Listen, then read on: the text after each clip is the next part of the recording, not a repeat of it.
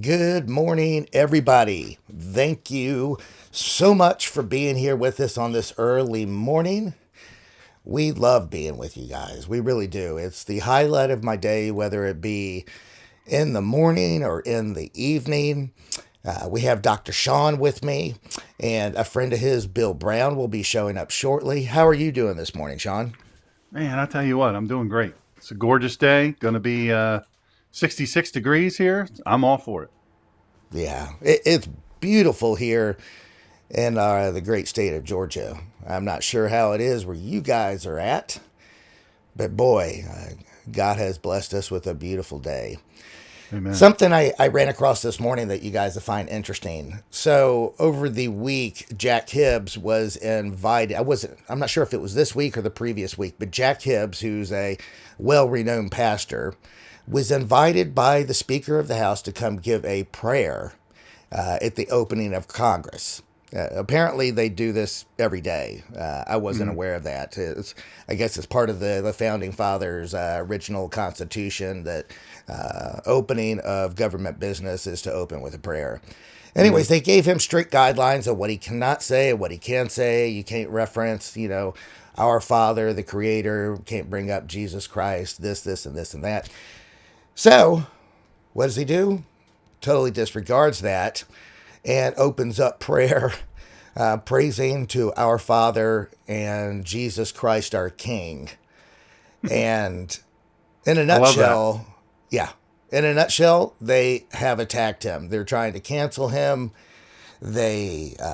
The atheists are coming out of the woodwork, attacking him left and right. The thing Mm. that I don't understand is the atheists, they don't believe in God anyway, so why would they care? So the reason for that is, and it's atheism, is not just you don't believe in God. It's that you're against God. The atheist, is against any notion of God, any acknowledgement of God, uh, public, private, otherwise. And so if someone says, I'm an atheist, but hey, I believe you do what you want to do. See that's the sun blaring through. It just came out. Um, Anyway, so I can you see it? It's Yeah, it's you might want so to close your blinds.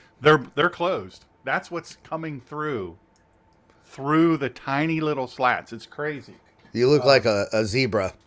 I am a zebra. What you have an issue with zebras? What's the deal here? Yeah, I'm I'm the a black zebra. stripes and the white stripes. I'm the zebra hater. So you know what? Here's something funny. When I saw them in Africa, um, they did not look like I thought they would look like live, Really? and and they smell horrible. And they're mean. They're really mean. They're very thick. No fooling, they are thick.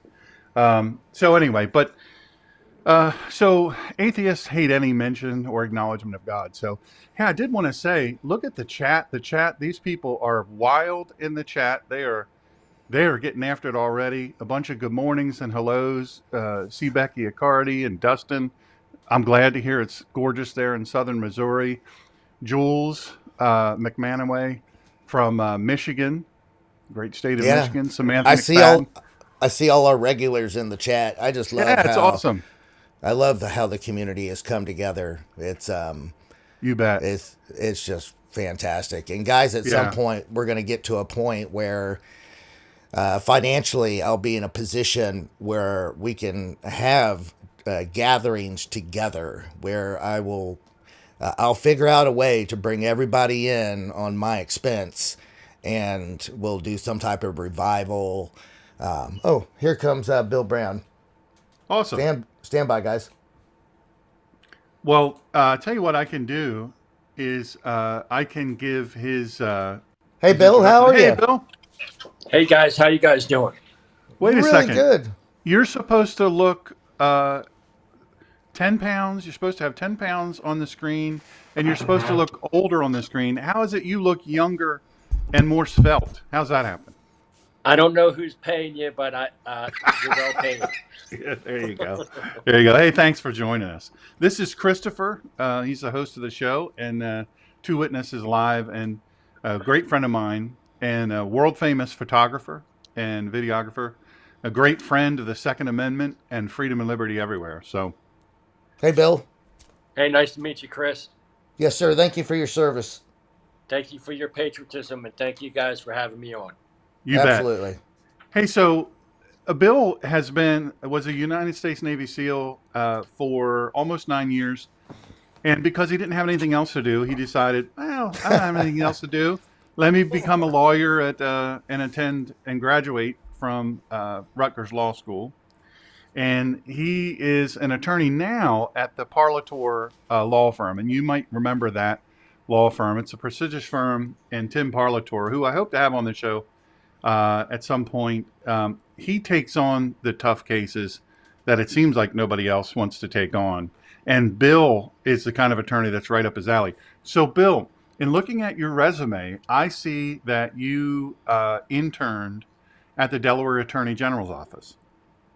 That's right. That was a pretty interesting experience, and I got that for two reasons. One was I was an Iraq veteran, and at the time, the AG was Bo Biden, and he was an Yeah, Iraq veteran.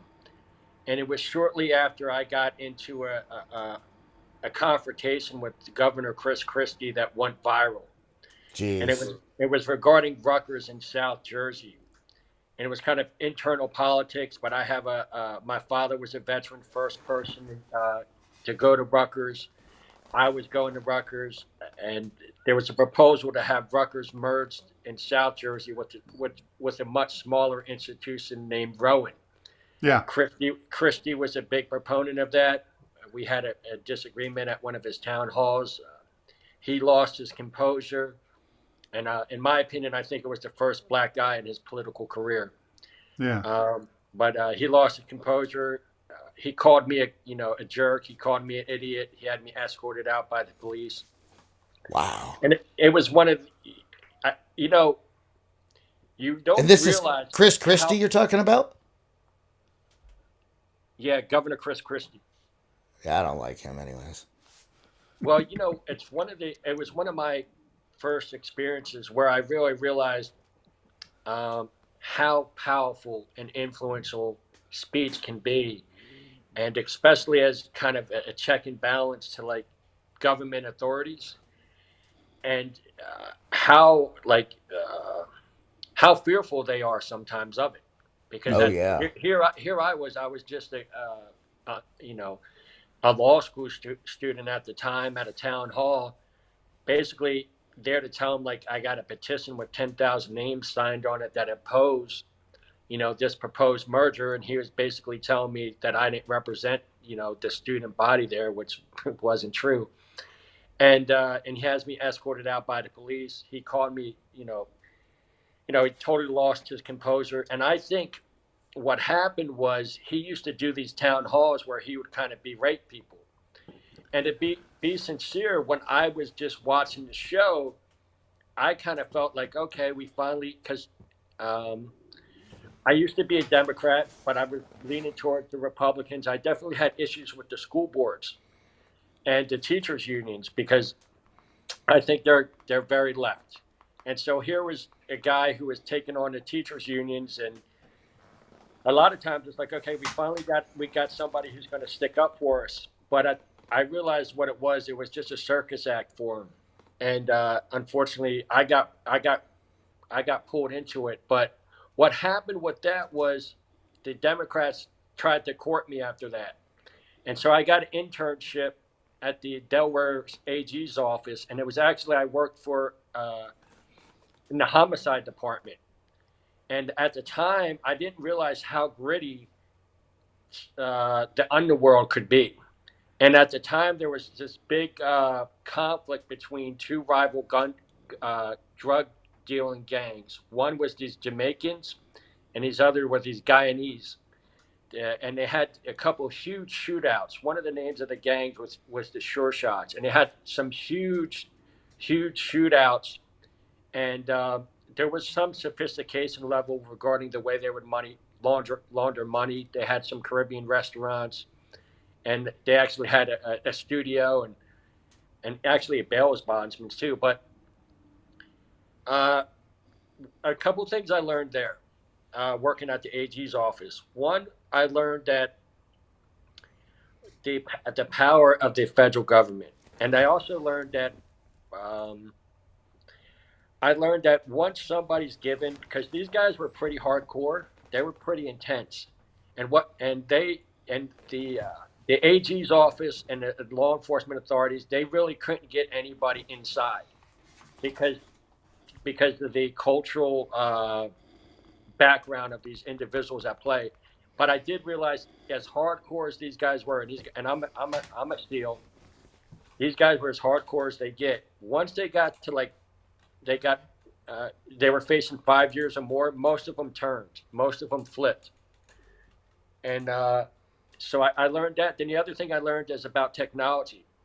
I learned that we all operate by our phones. And I remember I helped find the modus operandi in a homicide because one of the things they would do is they would basically subpoena everybody's phones, and I would digitally record it and I would label it so the prosecutors could tag it up and have that information available for them when they needed it. And you realize, because of our phones and technology, it's such an asset for us, but in the criminal investigation, it's such a liability. Hmm. Wow. I was a police officer in Delaware, and I have a lot of involvement with that office, years back, many years back before you were there. But I can tell you, it makes a lot of sense to have somebody with your background in that office and in any in any attorney general's office across the country. It just makes a lot of sense. So I want to talk about some things that I know are near and dear to you, if that's okay with you. I'm a, one of my doctorates has to do with Hebrew worldview. It's a doctorate in theology with a focus on Hebrew worldview. And I know that Israel is very important to you, and supporting Israel is very important to you. And it seems like to me we have another kind of intersection in our backgrounds. The DEI, the diversity, equity, and inclusion movement, is a poison in America. It's a poison all over the world, but in America, it's really really gaining ground. And even with the terrorists that attacked Israel on October 7th and continue to do so and continue to hold and rape and murder hostages, um, it seems like academia, which I know we're going to talk about in a minute, but academia across America is really revealing themselves as anti-Semitic and anti-Israel. And so, how did you? I know that you've drawn a lot of flack. You've been over the target and drawn a lot of flack over your support for Israel. How did all that come to play? Like, how did you come to really develop a kinship for Israel? I think I was an Iraq veteran, and I was over in the Middle East, and I unfortunately, I lost some friends very violently. I had some experiences that had a huge impact on my life. And one of the things I've always kind of thought about Israel is I've always thought of Israel as like the beacon for freedom in the Middle East. Mm-hmm. Because I really believe in life, liberty, and the pursuit of happiness and the ideals that are transcribed in the Constitution. I think our founding fathers were flawed, but I think those ideas are true today. And I think our nation's taking great measures to live up to those ideas. We had the Civil War, Civil Rights Movement. We had the women's suffrage movement. We even had the gay rights and lesbian movement. These are all great great movements. I think what's happened now is we've taken a back step where I think a lot of things, it's like with these D&I committees, their intentions initially were well rounded and right, but now the it's basically become a, a medium for abuse and corruption. And so, my love for Israel is this, and a part of the world where there's not democracy, right? In a part of the world, literally, when I was in Iraq in 2004, 2005, it's the first time women ever voted in Iraq. Mm-hmm. And you think about the I when I think about the the the beauties of mankind, right? And I think about, well, what's the real beauty of mankind? The real beauty of mankind is when we can use our organizational skills, our technology skills, so we can advance the probability of us all having fruitful lives and influential lives and contributing to society. Well, when you look at, unfortunately, and the the way the some aspects of uh, the interpretation of Islam, it's not that. And and if you look at it, so I met Justice Antonin Scalia once, and Justice Antonin Scalia was a great conservative justice, and he had this kind of like a lot of ideas. Sometimes the simplest ideas seem to ring true, and he had this simple idea of in constitutional interpretation, where you take the language as it's written and the clear, ambiguous meaning to state that was the intended purpose of the language of its meaning. And as I've read the Quran, uh, the language in the Quran's not, in its clear, ambiguous meaning, is not tolerant. And for an educated, civilized society, we should have the ability to express that. Now, when I think one of the things that happens is we're all influenced by our culture. We're all influenced by, we live in a transverse society now. And I think what's happened is we've lost the ability to critical think. And so, are you guys still there? Yeah, we're still here. Okay. We've lost the ability to critically analyze and think and critique. And one of the great things about like the Greeks, the ancient Greeks in times of antiquity, is they really promoted logical reasoning. And I think what's happened with the unfortunately what's happened now is, look, when you get to the point where you have over 1,200 Israelis that are brutally murdered, the atrocities. I mean, it's pure horror. And the very day that that happens, you have huge movements celebrating that. You have huge movements calling for peace. Now, I'm not. Look, I've been to war and I know how horrible war is. Like, I know how horrible war is. There's no doubt. I've seen horror straight up. And it's different when it's in your face than when it's on a TV screen. Now, I've lost friends, good men, who good men, uh, as intelligent, as athletic as me, smarter than me, and it's just by the fate of luck or some type of roll of dice that, somehow I didn't, I'm here and they're not. That's really the only way in most cases, and probably all the cases. And so when I think about what does humanity stand for, well, humanity has to stand for that when there's those type of atrocities that we're going to say, no, this is wrong. And no, you the logical step is, if a couple things in a situation like this. And this, in my opinion, in a situation like this, I remember when we would go do an op, they would have a JAG come in, and a JAG would give the rules of engagement.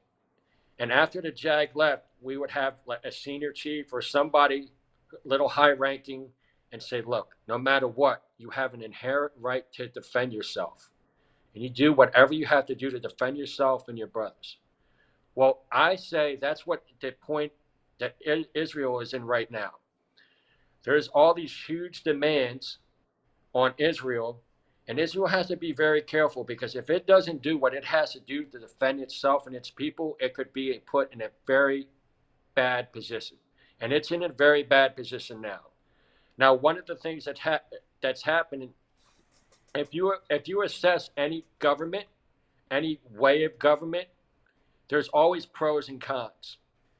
Now, one of the cons to our government is, and our big elections, is the fact that they're so uh, vulnerable to corruption Mm-hmm. on an individual campaign level, on a wider political party level.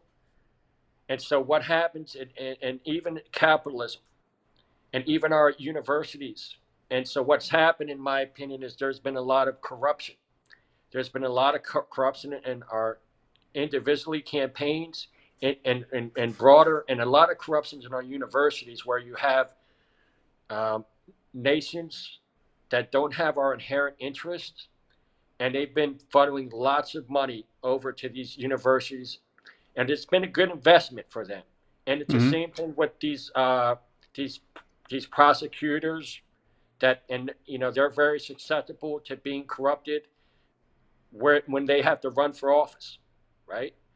And so you've had outside money that's had a heavy, in my opinion, heavy influence. And the same thing with our universities and colleges, where you have all this outside money coming in, and if you and what's happened now is, you don't have freedom of speech really in a lot of our nation's universities, because it's such an institutionalized environment, where the right play for students, if they have a difference of perspective than the mainstream, is to be quiet so it doesn't affect their grades, Mm-hmm. right?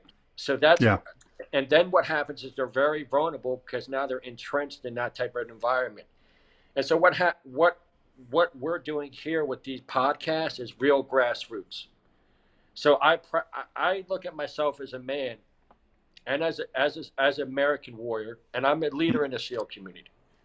And I say, well, what type of man would I be if right now, after this great atrocity to humanity, it's not just Israel, it's to humanity.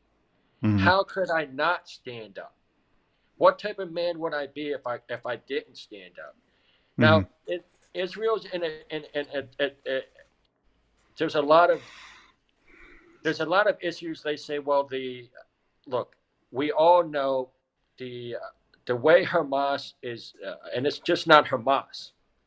Any type of successful insurgency, and you can look at the American Revolutionary War, you can look at the Cuban Revolutionary War, you can look at even the China Revolution. They all have outside influences that are, or even in Vietnam, were greatly contributing to them. Or even look at Afghanistan, when against Russia or against us, Yeah. where you have. So it's just not. We have to realize. You say it's just Hamas. It's not just Hamas. Okay, you're taking on the radical part of Islam. That's who. It's the greater radical part of Islam. It's just not Hamas. Mm-hmm. And the way they designed that is, they designed it basically. They designed it for maximum. They made it almost as hard as they possibly could to have a lower non-combatant uh, death ratio, or Mm-hmm. damage ratio, because they entrenched their forces in their hospitals, in their schools, in their mosques, in their cities. Now that's guerrilla warfare. That's asymmetrical warfare. Mm-hmm. Now, what happens in this case is a couple things. Israel has to defend itself in such a way where, one, it doesn't take a large casualty count. Mm-hmm. Because I've done urban warfare. Urban warfare, because the close proximity of armed combatants, is a greater chance of casualties. So what happens is, Israel has to be very, very mindful, because you look at the 6 Day War, you look at the Yom Kippur War, you even look at the War of Independence. I mean, there's multiple occasions where they're taking on Egypt, they're taking on Syria, they're taking on Lebanon, they're taking on Jordan. So what they have to be very cognizant of is they have to be cognizant in the way they tactically proceed, and they have to proceed in such a way that they can reduce their casualty count. Because if they would take high casualties, and let's say they would go room to room to room to room, and they wouldn't use any tactical strikes with uh, missiles or artillery. Well, what would happen is they would have a greater increased casualty count, and then what would happen is they would make themselves much more susceptible to invasion from from aggressive entities close by. Hmm. All right. I mean, so they have just the way they proceed on a tactical level is they cannot put themselves. They can't have blood in the water because the sharks will come. Hmm. So I think the way they're doing it is they're proceeding the best possible way they can.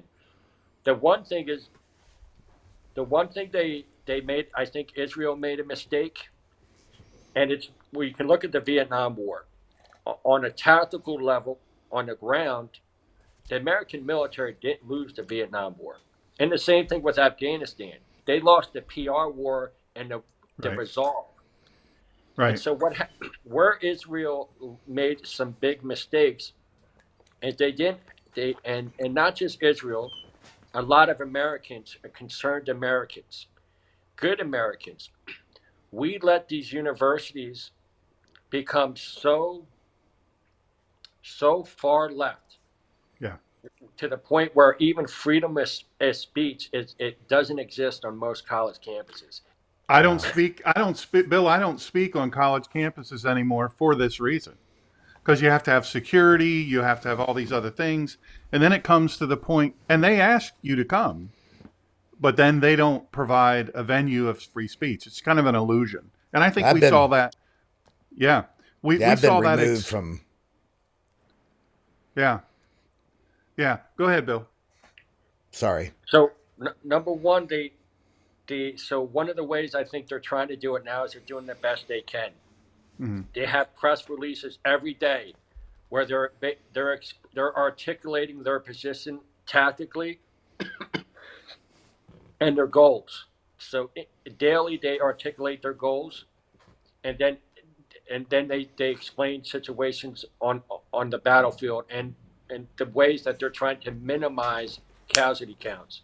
Now, one of Yeah. the things you have to realize is there's almost like I don't know if it's $1 billion, but it might be close. A multi-million-dollar industry, PR propaganda industry that's bent on portraying Israel in the worst possible way. Yeah. And so one of the things they have to do is they have to address this. Now, I'm going to be sincere. There will be no peace in Israel. There will be no peace in Israel till the current regime in Iran is gone. Right. So the real that's the that's the real root. That's one of the roots. Now it's greater than that because unfortunately the current administration in Turkey is very influential and powerful as well. Yeah. Erdogan is an evil dude. Hey, if you need to get yourself a drink of water, we can kill a few minutes while you do that. I don't want you to be uncomfortable. All right, give me 1 second, guys. Yeah, no rush. So I think, first of all, thank you to the very vibrant comment section. Welcome to people from all over the world. Hello to Bonnie in Arizona. Happy birthday. And there's some really strong thinking here, and I love how that's going there. And I know you all appreciate hearing from Bill and his background. And what we're gonna do is, as far as Israel goes, I'm in complete agreement. Tactically speaking, urban warfare in lieu of the boom booms from the sky to minimize. And I don't think anybody really does it like Israel. Israel avoids civilian casualties as much as humanly possible, Yeah. more than I think any country. And that being said, it does make it more deadly for them to prosecute a war in this way. So knowing that, obviously, they've looked at, and Bill, they have to look at the political ramifications in their own country, because in Israel there's a very strong, highly liberal contingent that I don't know if they're delusional, mentally ill. I'm not sure what their deal is, but they think, well, we're just not nice enough to the terrorists. We're not nice enough to the enemy that says, hey, we're going to drive you from the river to the sea, which means we're going to annihilate you and push your dead bodies into the water. And so I don't know how you change that mindset. I don't know that you do until, and I'll say this, a lot of the hostages, and I've talked to a couple hostages um, post their captivity, and they've told me that they lived in kibbutz where they lived. It was a very liberal community and kind of artsy fartsy and real peacenik sort of deal. And they thought if we're just nice enough to the terrorists, they'll be nice to us. They won't hurt us. And then they were taken hostage and their families were murdered. And they have each of the ones that I've spoken to have said point blank, my mind has changed, my approach has changed. I want to get firearms training. I want a firearm. I want a means of protecting myself and what's left of my family. I want our government to annihilate this enemy because they're never going to stop based on the things they saw. And by the way, these hostages were not kept by some paramilitary organization. They were kept hostage in the homes of regular Gazans or regular people in that area. It Yep. wasn't some far off place or even in a tunnel. These are families. There's a couple things to that. So one is number one, we talk about education, right? There's no greater gift. There's nothing more beautiful you can give someone than a real education, right? Yeah. Now it's the same thing. There's no greater poison you could give someone than to poison their minds. And so if you look what happened with these academic curriculums and the Gaza Strip and the West Bank and other places Hmm. where they promote hate for years. Well, Yeah. what is the that October 7th and 9/11s are the end result. Yeah. Now that's the truth. And when I look at some of the stuff that's being put out there now in our American educational systems with CRT, critical race theory, I think it does psychological harm to white students. One, because it teaches that white people are inherently oppressive, and then Hmm. two, besides the psychological harm that it does to white youth, it promotes disdain and hatred toward white students from others. Now, united we stand, divided we fall. So I think one of the biggest things is we got to get out there and we got to talk about how damaging and harmful to poison our youth with these educational systems that promote hate and violence. Now that's 100% one. Now Israel, there's a couple things to this, right? I think with Hmm. technology, it's one of our greatest advantages. With technology, it's really hard to to to kind of put somebody in a bubble and push this stuff. And that's one of the things I think these podcasts are so grassroots because it circumvents, they're trying to shadow ban us and block us and so many other, big tech and Facebook and Twitter and things like that, and even big media. Well, here we have these smaller outreaches where you can say, hey, look, one of my big messages, number one, if you want this problem you want to get at the roots, you have to get at these education systems where they promote it. That's number one. Number two is you got to talk. One of the things we did wrong in Afghanistan and in Iraq, in my opinion, was one of the things the Romans were very good at. The Romans were very good at conquering with their military, initially destroying armies. But they were just as good as showing the because basically Julius Caesar, he's probably one of the most people responsible for civilizing Europe because there's and one of the way he crushed the armies tactically, but their engineering and their way of life and let other Mhm. people know that look, this is a better way. So, and if you looked at like with our engineering and our technology, there was zero real investment in that in Afghanistan or Iraq. And if you could show that, if we had some big building projects out there, and you could show the people, because it's really about if you can. That's the thing about these educational curriculums. One is they're poison. They're putting poison seeds that are going to Mhm. bloom in the future. Yeah. So if you can, instead of that, if you can plant, look, these are the benefits of believing in education, believing in freedoms and civil liberties, believing in the open market of ideas, is that your standard of living is going to increase. And here it is. Here's the example. Look at these massive infrastructure projects we have done. And it stands as a symbol day after day for the people living there on the land. Like, look, the big one of the issues that happens now with the type of warfare that Hamas has kind of forced Israel to play, because these actions by Hamas on October 7th that were thought out, Mhm. and they're playing basically the long game, Yeah. and Israel has to be careful because the way the current political system is happening in our nation now and throughout Europe. You can see it being played out in the UN extremely loud, where there's Mhm. a very growing movement that's anti-Israel. Yeah. And so Israel has to try to make, you can't, the truth is, no matter who we are, we need allies, we need a support system. And so it's important to have,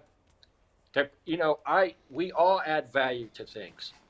And having those that want to reach out and want to be friends and try to reach out to those others is not a bad thing. And Mhm. it's also not a bad thing to be able to protect yourself. You look at nature. Any animal that has the ability to protect itself, that has fangs, that has claws, is normally better off than animals that don't.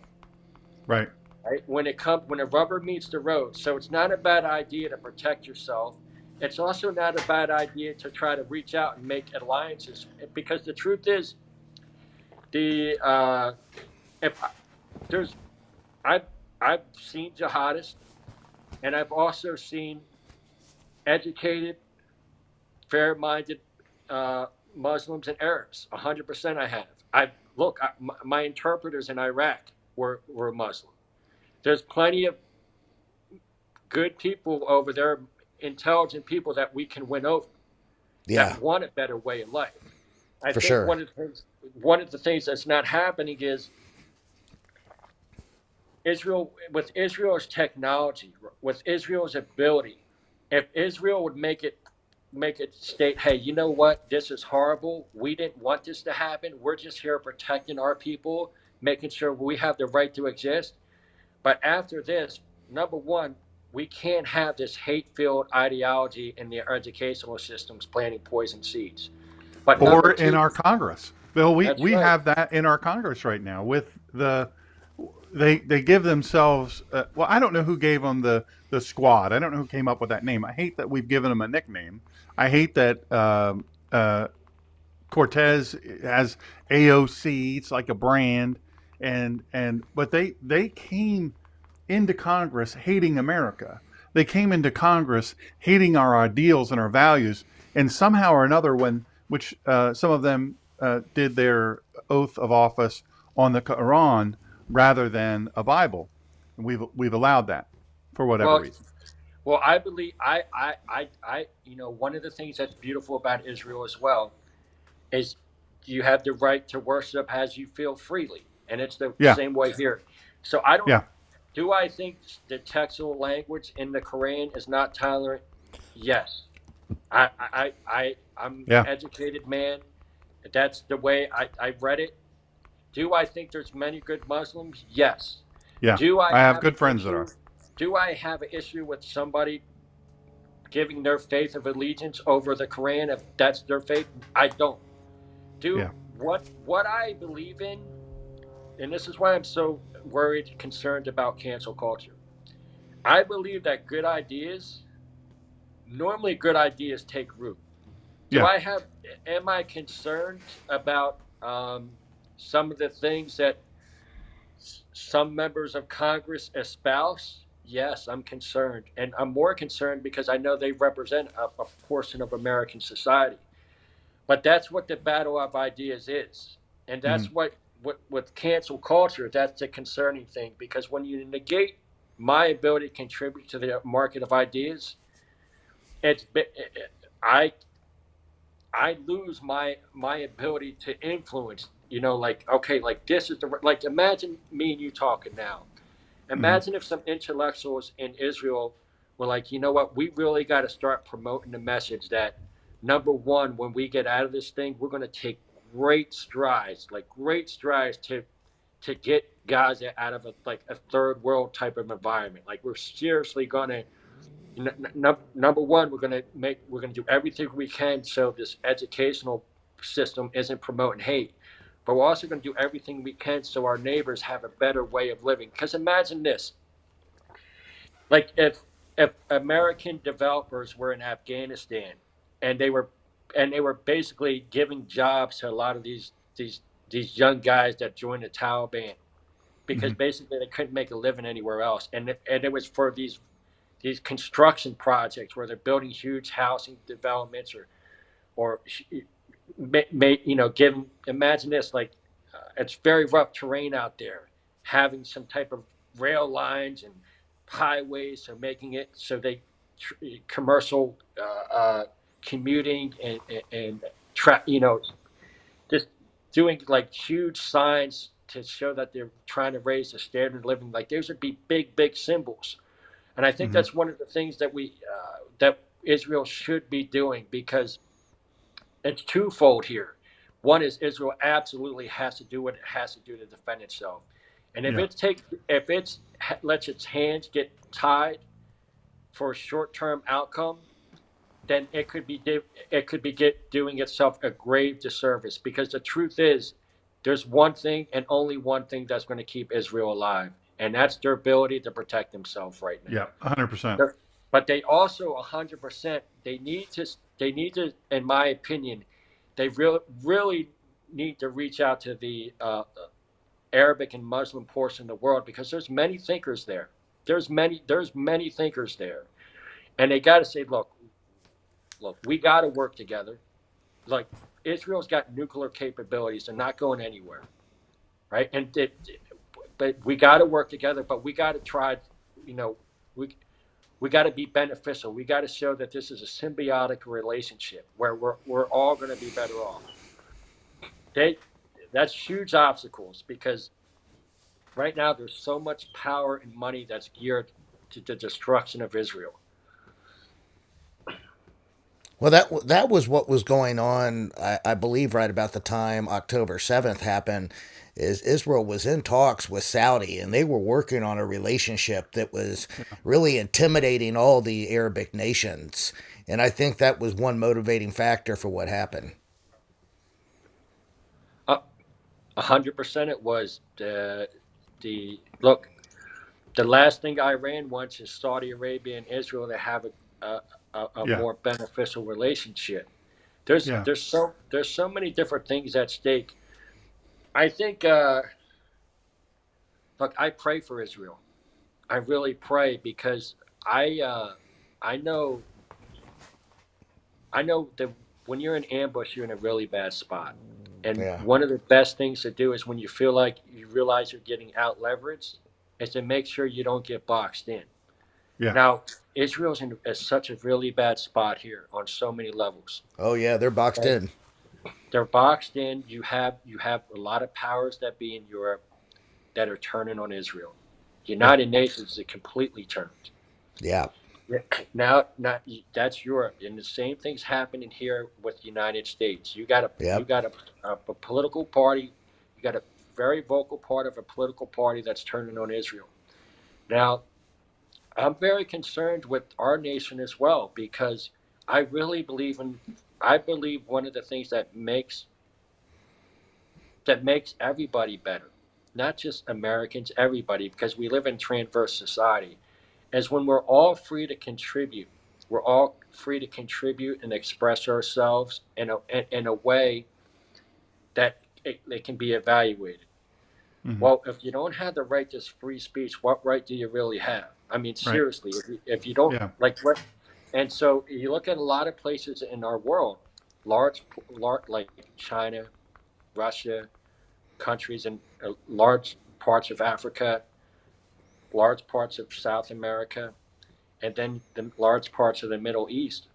And you go, well, even that it's not the status quo to have the type of society that we have here.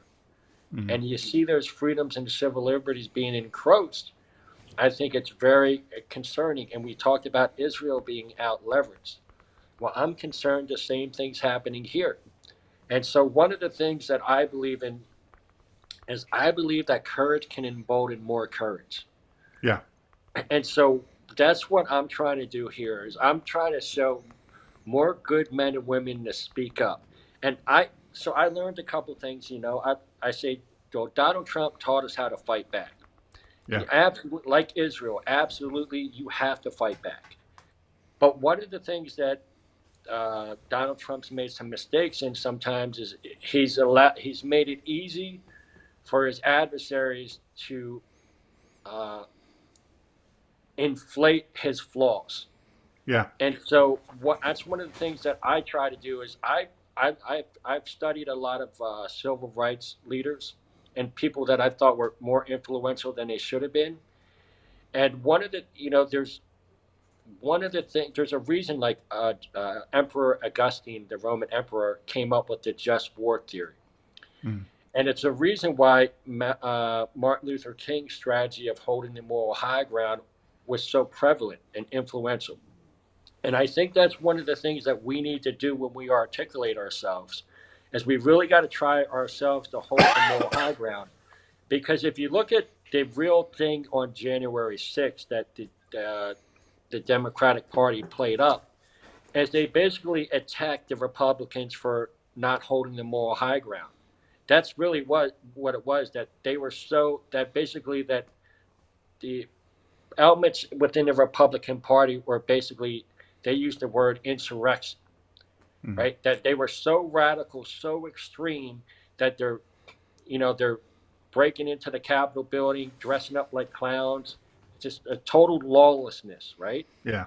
Yeah. So one of the things we need to realize is, look, I can understand why a lot of Americans have serious question marks regarding the integrity of our electoral process right now. But I think the wrong way to do it is to come in there unorganized, to not hold the moral high ground. And even now with Israel, well, what is the big argument? The big argument out there is that Israel indiscriminately has disregard for Palestinian lives. Yeah. Basically, that they don't That's have not the true moral. though. It's not. But the basic argument is they've lost the moral high ground. They've Hmm. got what was what was Biden's remarks over the top, right? Yeah. He said Over the that top. Israel's Yeah. response is over the top. Well, what is that really? It's an attack. That's attack on the moral credibility of Israel's response, right? And so I think it's so important with this PR campaigns and things like that is that we show that we're the adults in the room. And I think that's one of the things Israel is doing every day. I've never heard of a war where every day they they have a press conference on the previous days or that day's actions. And so, look, the I with technology, I think that's what wins out. The wins out is holding the moral high ground. Now, the truth is, I'm a SEAL.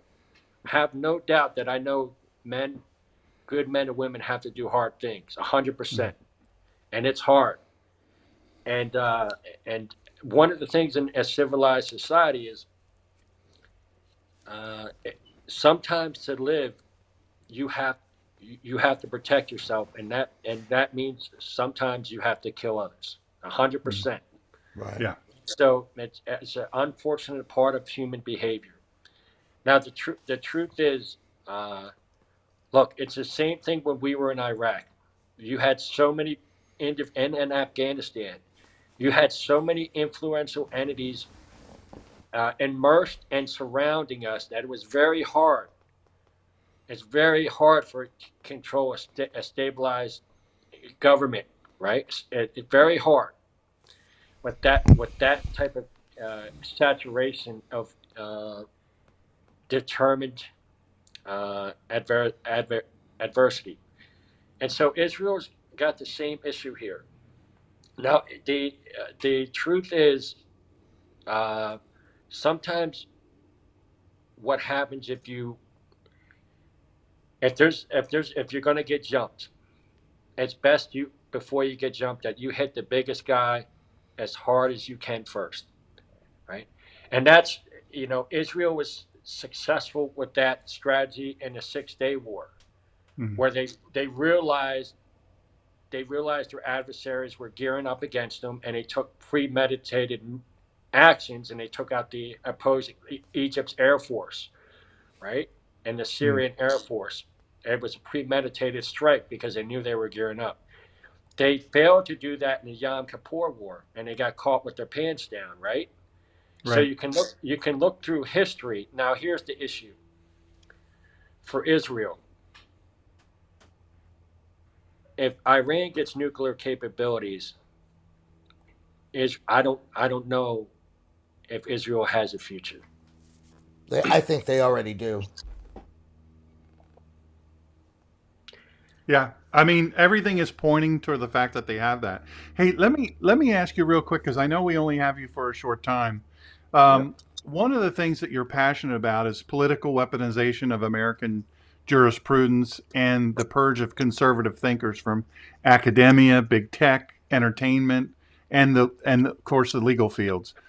And in my first book, I wrote a lot about this, but you coming into it as a person who is, and I know that you've experienced a lot of censorship in the legal field, uh, sort of to some degree being cast out of the gathering of attorneys, even though, you know, you're an attorney and you should be invited to certain events, but then to be disinvited from those events because you're outspoken. But I don't, in fairness to you, Bill, I don't see you as outspoken. I see you as a guy who speaks clearly and speaks. Whoever wants to listen and pay attention to the message, great. If they don't, hey, that's okay. Free speech. That's what it is. We sometimes we don't like what the thing the person is saying, but to be disinvited from a legal group's gathering, uh, that just doesn't make sense to me. How do you see that going? There's an arc to everything, and I think that we're about to hit that doom loop. Right, we were on that climb for a good while. The linearity of things stopped, and then it became this climb to DEI and everything, um, wokeness and everything, and it really populated the legal profession, judges, um, academia for sure, and I think that was a big tool. But big tech and even pharma, even beer, with the Bud Light thing, that was a huge push into this wokeness. So how do you see it as a guy who has lived through it? I know that you've experienced this in and your career is an excellent career. Your legal career. Obviously, you were an excellent SEAL, and we actually know a lot of the same people, and they vouched and said, "Hey, he's a good guy." Um, but your legal career kind of speaks for itself, and yet because you didn't hold the same view, you didn't toe the legal line, you were disinvited from an important event that you obviously should be invited to. How did all that happen? What how did this come to place that they own those spaces now? Well, you're talking about McCarter and English. I think. Well, Yeah. how did it come to place? Well, gradually, gradually they entrenched our educational systems, our law schools, and so once what happens then is it's like compound interest. Mm-hmm. Every year, you have law of forensics. You can't inadvertently properties leave upon each other. Here's a choke point where all lawyers have to go through law school.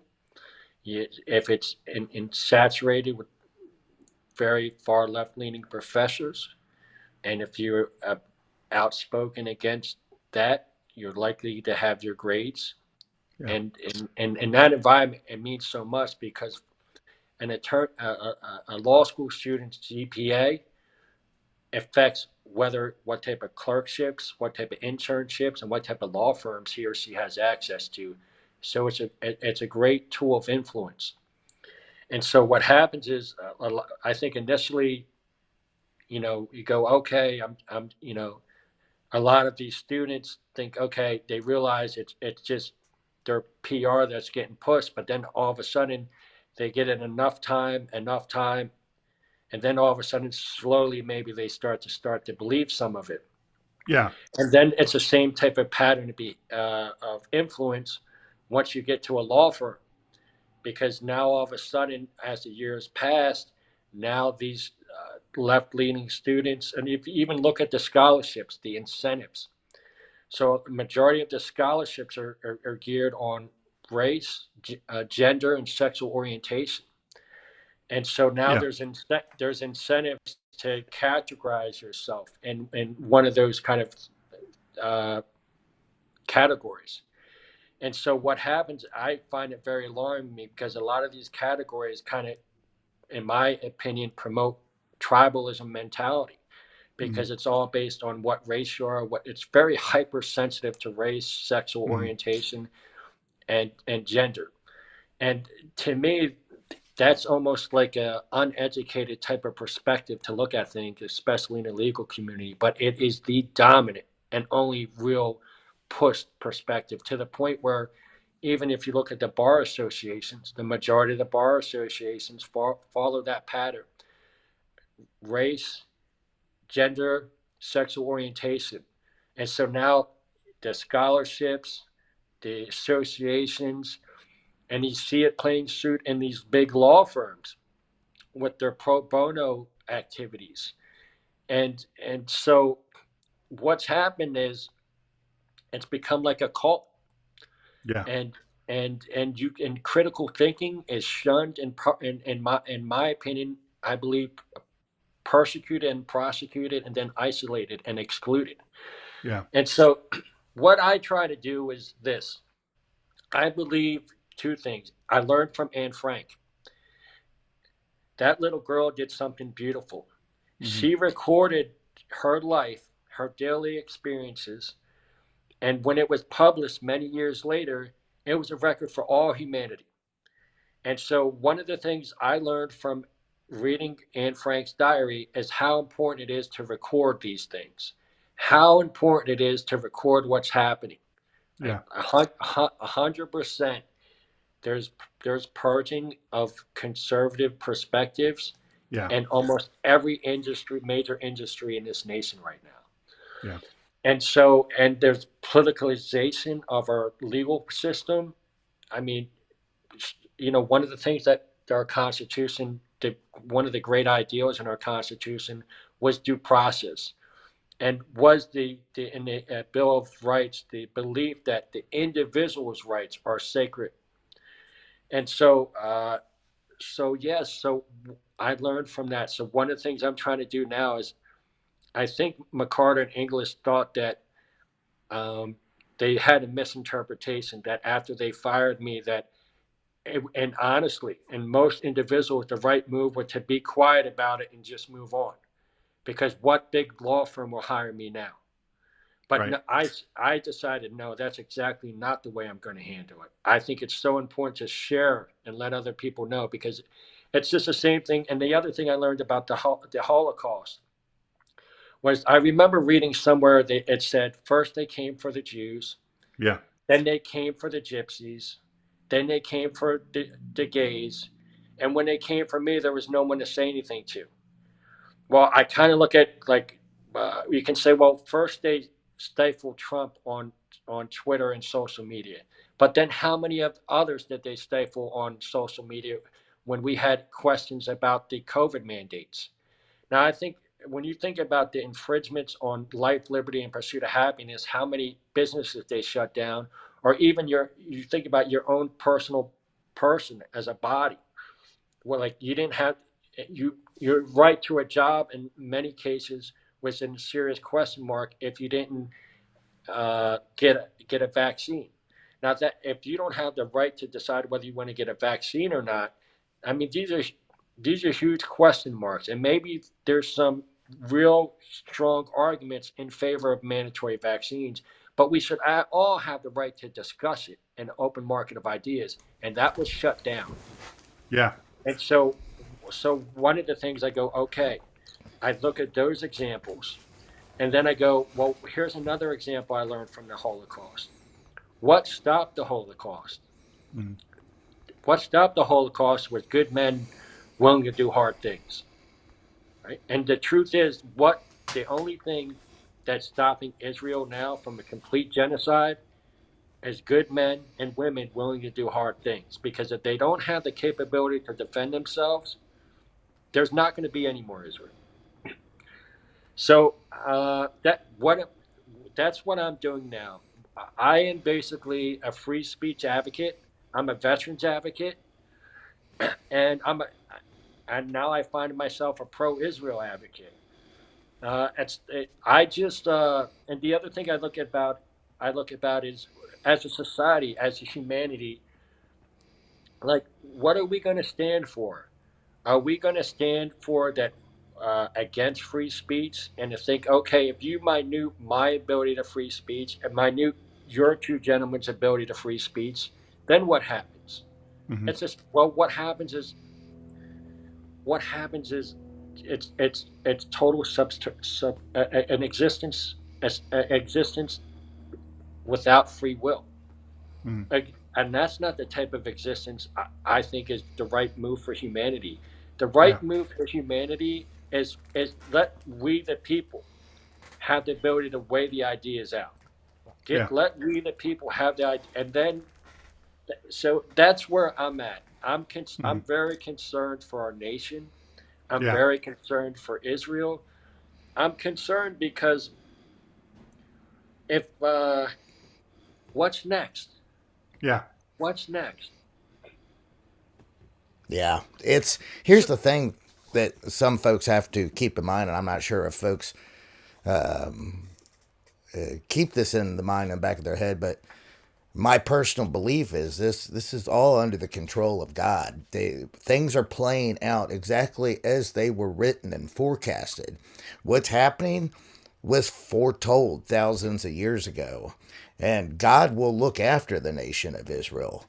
Uh, will they most likely be invaded and a lot of them will perish? Probably, just because that's what says that happens. But that's just the reality of things in my eyes. It's, Mhm. I understand doing the right thing and wanting to make sure that everybody has their freedoms, but you also have to keep in mind that divine prophecy is playing out right in front of our eyes. Mhm. well, Yeah. you know, whenever I did a op, I always said a prayer. Whenever I jumped out of an airplane, I always said a prayer. I'm the lead SEAL in the New York City SEAL Swim, and that's a huge event. And every year we say a prayer before we start. So I 100%, I believe in God, but I also believe there's a lot of truth that I've seen horror, Yeah, I and can uh, imagine. and and I look. God also helps those who help themselves. Sure. And to think that, Mm. I've seen good men get ate up, man, in a bad way. To think that that can't happen again, to think that if good men and women don't have the courage to stand up and protect themselves and speak out, that horrible things are going to happen. No, Oh, you're absolutely no. right. So I think we need to be proactive, and that's I look at it like this. Look, there's a. I'm not Donald Trump, and you see what they did to Giuliani. They buried Giuliani. The Oh 50 yeah. million for $50 million judgment against him. Like to think that we won't be targeted, or there's not going to be casualties. I've been to war. I know there's going to be casualties, but I say it's too important not to stand up and speak out. Our I freedoms and agree. civil liberties are too important not to. I agree.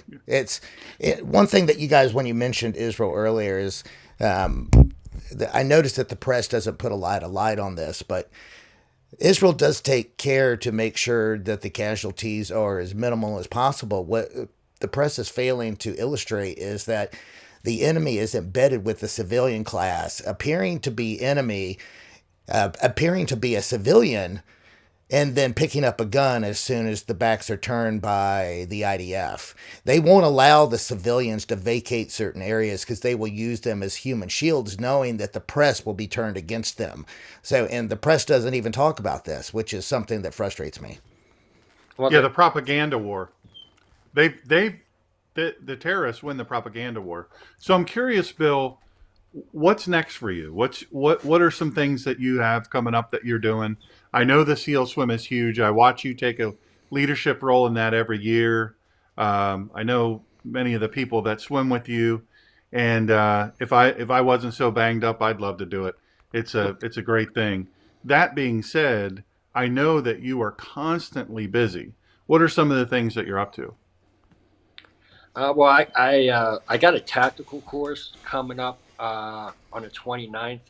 Yeah, Um, the Bill, what am I? So to be sincere with you, I I'm never out there like looking for like some type of issue. I hmm think in this case, I'm a veterans advocate. I'm a leader in the SEAL community. My real passion is looking out for my brothers and sisters who put it in line for the country.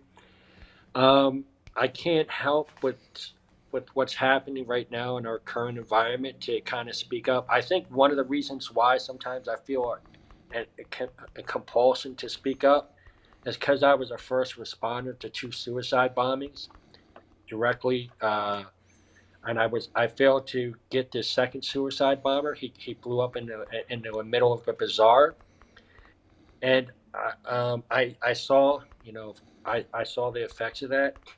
And sometimes I think to myself, maybe if I just would have hauled ass, because I didn't just, I'd leapfrog with another SEAL instead of just running as fast as I could because we didn't know what we were getting into. And so sometimes I feel like this urgency, like this compulsion. And then I lost some friends, and I feel sometimes like a little guilty. And so I figure, man, like Danny Dietz, Brian Bill, Johnny Foss, like these guys, man, they gave so much for our country. Nate Hardy, and there's yeah, like, how could I like realize that there's nobody at the wheel and just let the car crash. yeah. So I think that's kind of where I'm at. So I don't have like, and the other thing I like about what we're doing now, it's totally pure. Like hmm I can be free to talk about what I believe in. And what I really, really, really want to encourage, is I want to encourage more good men and women to speak up, because I think, okay, well, they tried to cancel me. Well, why did they try to cancel me? Because they didn't want my ideas out there, and so I'm like, okay, well, guess what? Uh, Let me try to get more people out there to speak up, and speak hmm up in a way that's intellectually grounded. Like, I'm not asking anybody to shut down any bridges. I'm not asking, to do anything like that. What I'm asking to do is just speak up about what's going on, what's wrong, because the more of us that do, the stronger that voice happens, and the Yeah. more people we're going to persuade. Like, I'm even trying to reach out to the Muslim world and the Arabic world. Like, look, we all got to live in peace, man. Like, we all want, we all want to be free. Hmm. Like humanity. Like with this isn't the medieval times.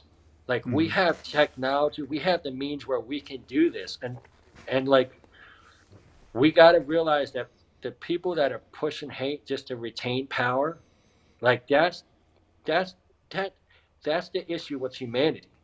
It's not, like the, one of the things, like, I think Israel made a mistake, and it's one of the mistakes that our nation made as well. Well, we have so many cities that are wrought with corruption, and our federal agencies don't look into it because because the Democratic Party needs a base for those votes, and he let that corruption run rampant. And now the standard of living for so many of those individuals in those environments is greatly reduced. Well, what happens is, if I don't have the ability, if I don't, and if I'm in one of the greatest nations in the world, and I'm living like in third world existence, I'm going to be upset with the powers that be, and Yeah. that that synergy, that inertia is being, it can be manipulated. And it's the same thing with Gaza or the West Bank or other parts, right? It's the same thing with the Taliban. It's one of the things we failed to capitalize on. Like, look, if we had some big mate, like what they did, what Roosevelt did uh, back in the Great Depression, he had all these big government projects where basically all thousands and thousands of unemployed guys he put to work. Like, if we did that in Iraq and Afghanistan and had all that potential labor and harnessed it and had some big projects, how many less Taliban there would have been? And it's the same thing now in Gaza or the West Bank. You got so many guys, they're unemployed. Half of them probably don't believe the bullshit, even though they've been indoctrinated into it since day one. And all of a sudden, you're hiring them to these construction projects to rebuild, and like to like show a better way. Like, that's the right way. And then you could tap into like some of the other intelligent thinkers over there, Arab and Muslim world, and say, look, man, this is how we want to proceed. Yeah. We want to proceed in a way where the tides are lifting all the boats. But I don't know. I'm greatly concerned for our nation. What are my goal? I don't think there's anything bigger goal than what we're doing right now. My number Agreed. one goal is, I just want more Americans to speak up, because what happens is so many of us have been afraid to speak up. And if you look at even with Hamas and how they took power in Gaza, it's basically the heavy hand. Like, if you speak up, you're going to get silenced.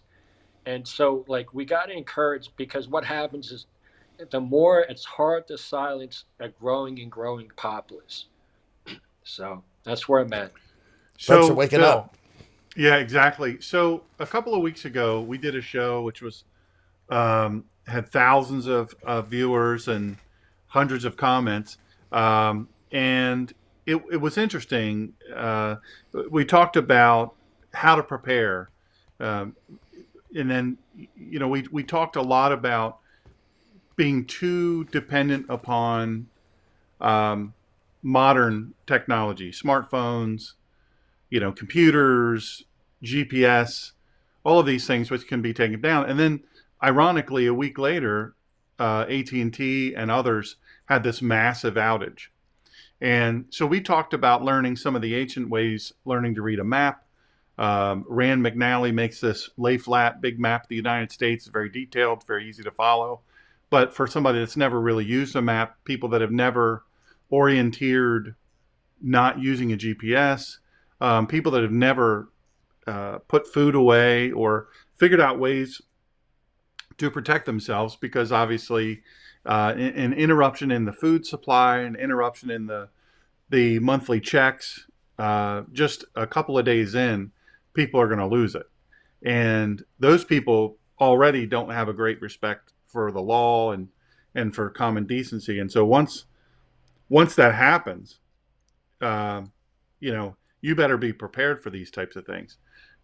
I know that you are you do a lot of tactical stuff, and you have some tactical stuff coming up.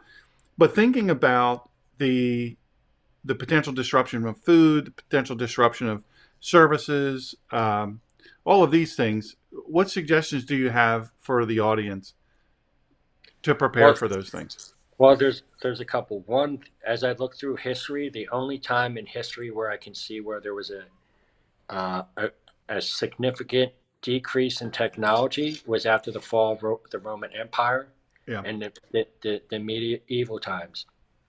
The, I think the probability of significant act like that happening again is probably very low.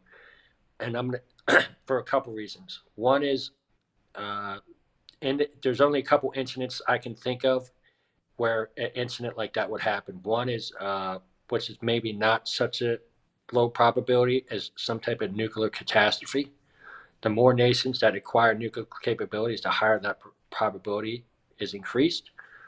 There's also the realization that of mutually assured destruction that I think acts as a great hindrance.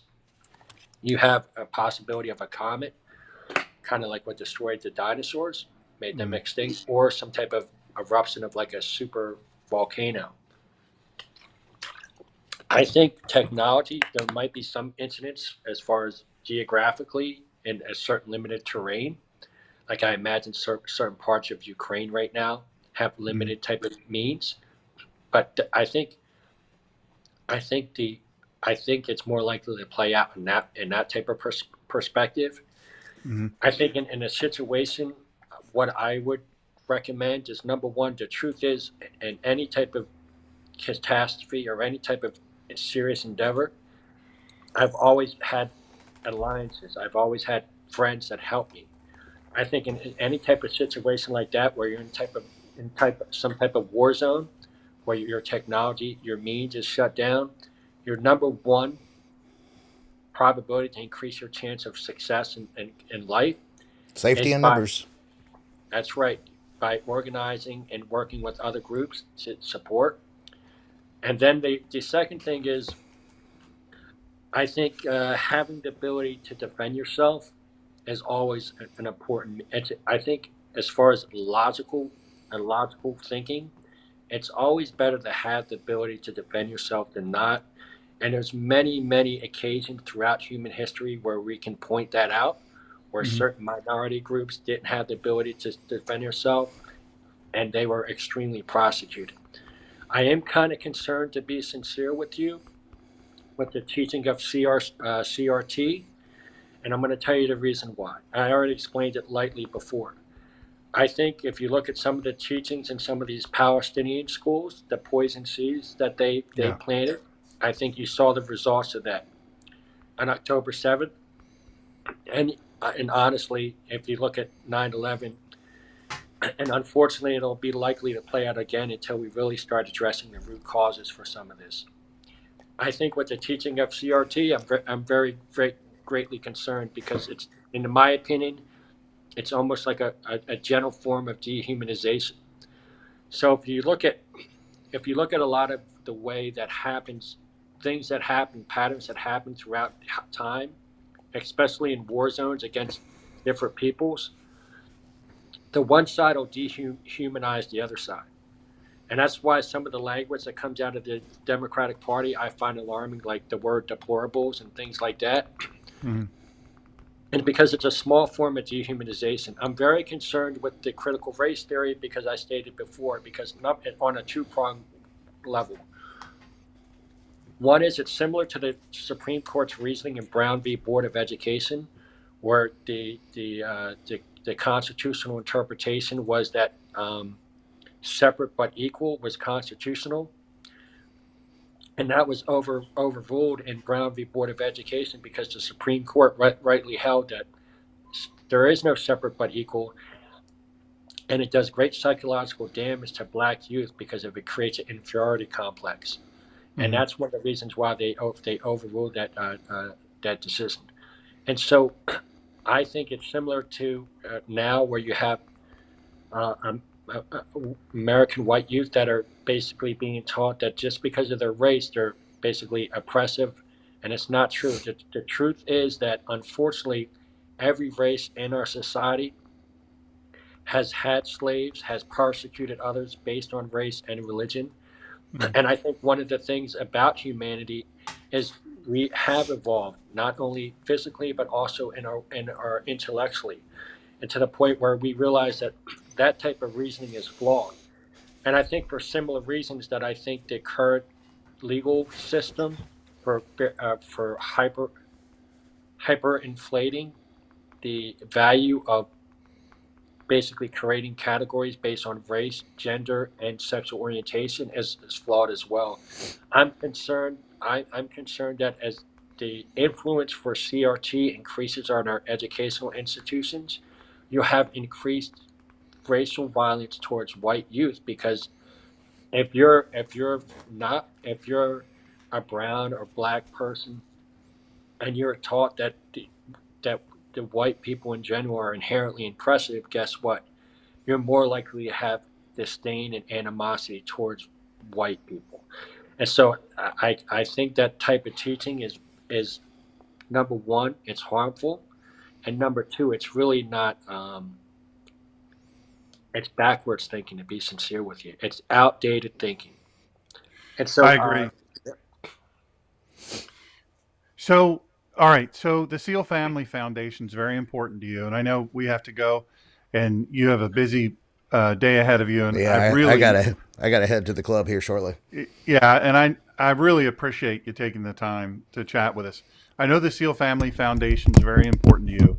How can people become a part of that? How can they help? just Google them up, and so I'm also a big fan of the Navy SEAL Foundation. Yeah, They're a big sponsor of the swim. One of the things that's interesting about the SEAL Family Foundation is basically what they do is they look out for the wives and the children. And when the yeah, guys get back, and they take in a great investment in that. And just like I think our educational systems are so important, our family structures are so important. And so I think it's a great concept to because remember we were talking about you guys asked me like, well, what happens in the worst case scenario and you don't have technology? And I said, yeah. well, the number one thing is if you build small groups or small people where you can rely on each other, I believe it'll greatly enhance your probability of survival. And I think it's the same thing with if you have a family with you that supports you and you're look, you know, it's your roots. I think you're much more likely to, as a SEAL, to transition back into society.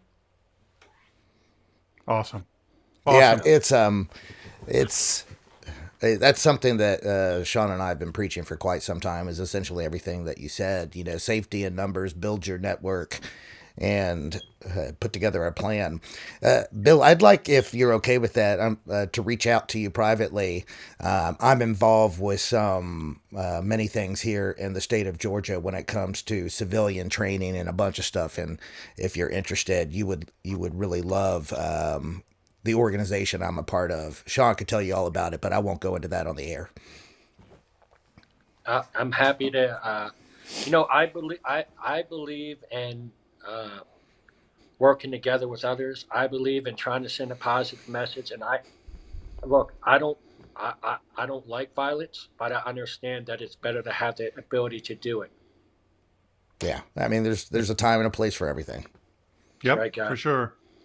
Man, I can't thank you enough. I know our audience really appreciates you and appreciates your sacrifice and service as a Navy veteran. I appreciate, of course, all services, but I have a certain affinity for the Navy, and and so I appreciate it. And also, we always remember the fallen. I do seminars for Gold Star families, uh, recovery workshops, things like that, and that entire community, I know you have a soft spot for. I know we know a lot of the same people that are in that club. Nobody wants to be in the Gold Star family, and I appreciate what you do. I appreciate the time that you took today And if we can help you in any way, I know I'll be in touch, because the thing that Chris is talking about is will blow your mind, and you could be a great part of that. In all that you do, we pray that God blesses you and keeps you, keeps watch over you, and we certainly appreciate what you do. And if we can help and support you in any way, please let us know.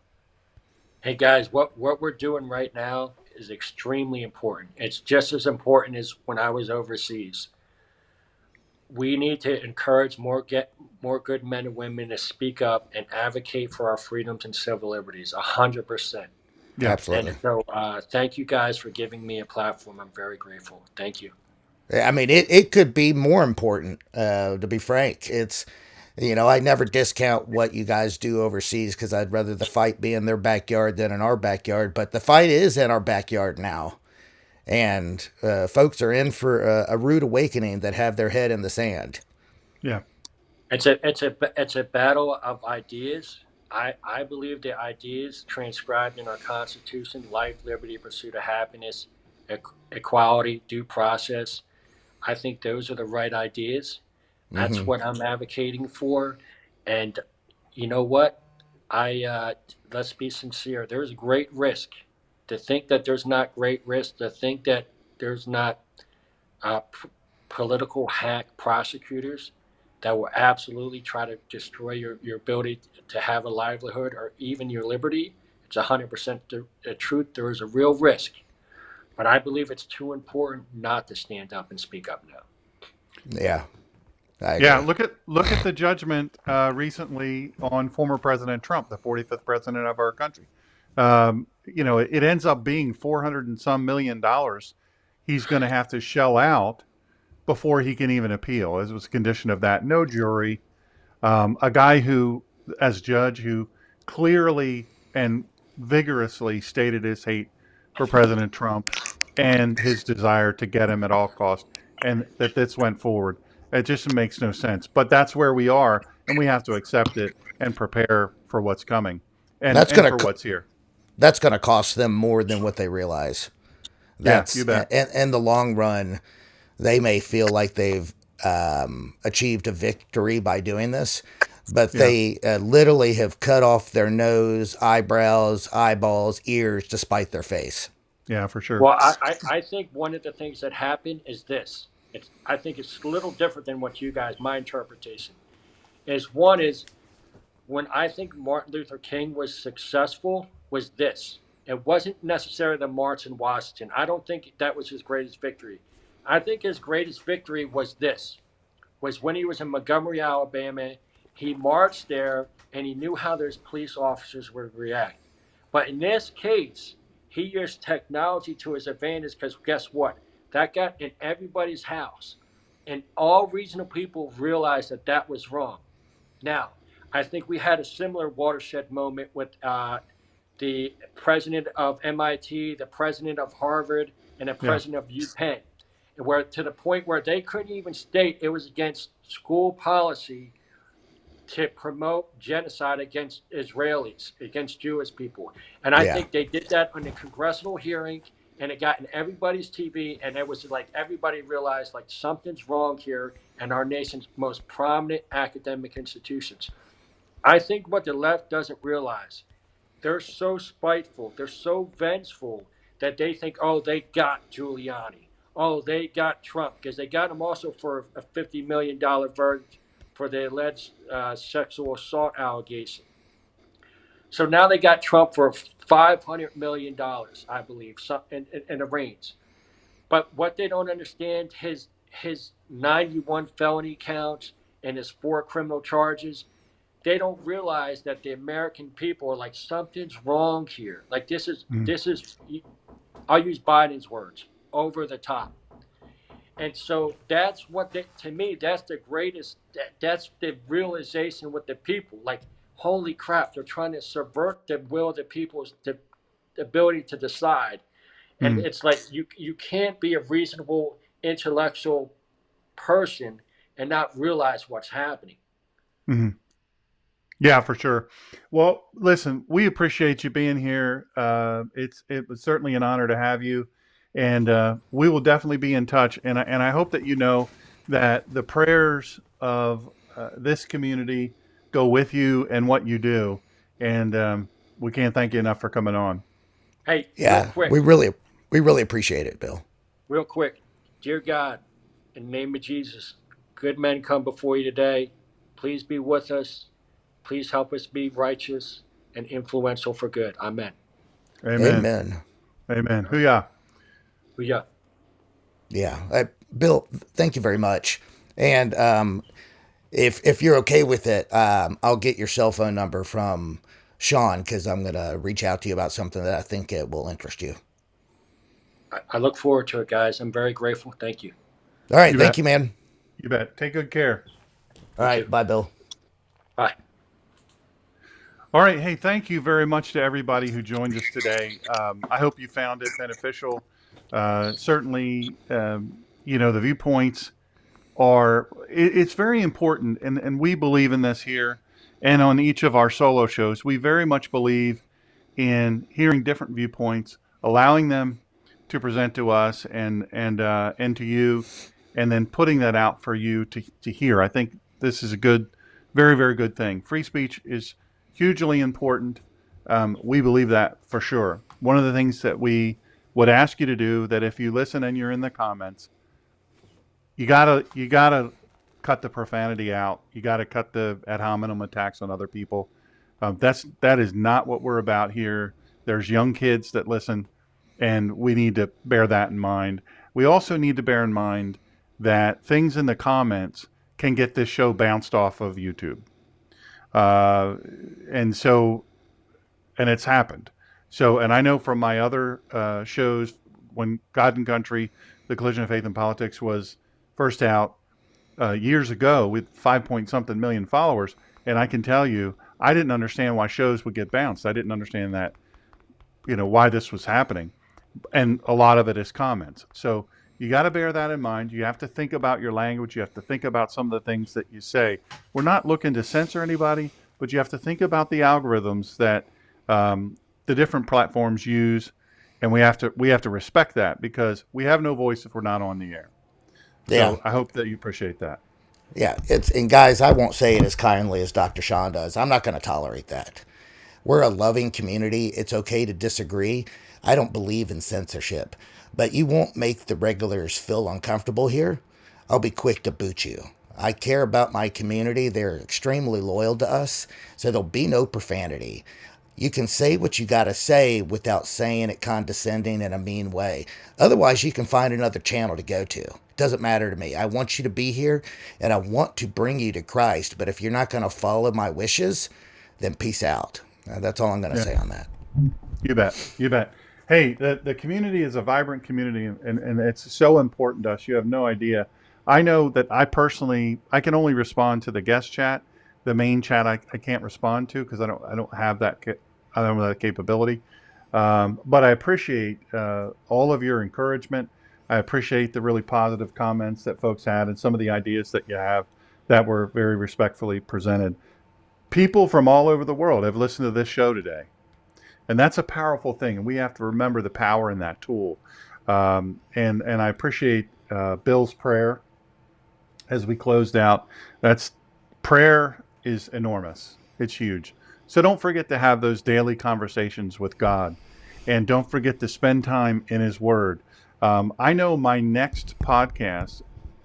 Let's see. Next Monday's not March 4th, is it? I don't have a calendar here in front of me, but on March 4th, it'll be an evening live show. You have an opportunity you won't believe to hear my dear friend Rick Green. Rick is one of the most motivational speakers you'll ever hear. He's one of the most grounded believers you'll ever see, and his knowledge of the Constitution and how our government is designed to work versus how it is working is tremendous. You have to listen to that show. If you can't join in live, it'll be in the evening. I think I remember, Chris, it's an evening show Yeah. um, on March 4th. If you can't listen live, watch it as a podcast after. It'll be worth it. My next show next week, it it's gonna I can't wait to share it with you. It's Plank Boy. I call it Plank Boy. So that'll be sort of, you think about that, Plank Boy versus Splinter Boy, and the biblical references there, and I'll tie that in to how we live our life today, and some of the ways that we harm each other, maybe unintentionally.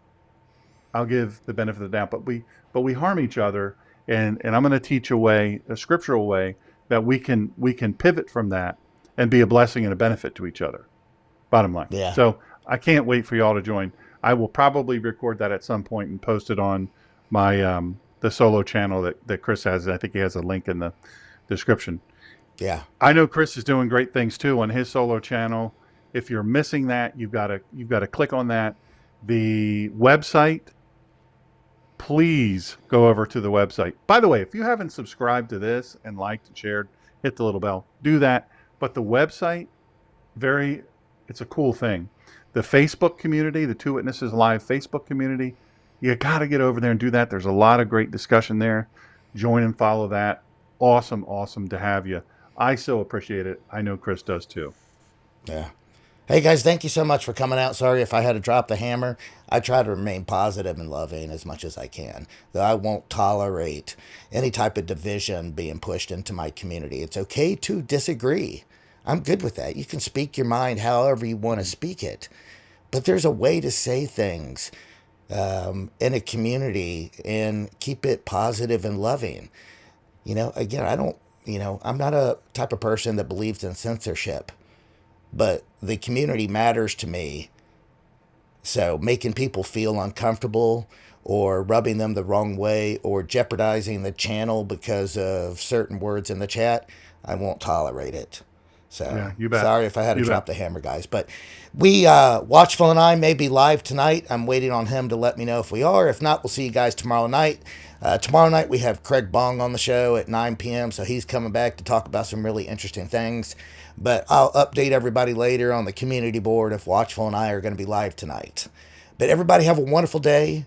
Remember, salvation is a free gift. It's available for everybody. Doesn't matter your past. Doesn't matter. Christ died on the cross for everybody. And have a good day. Amen. Take care. Thanks for joining.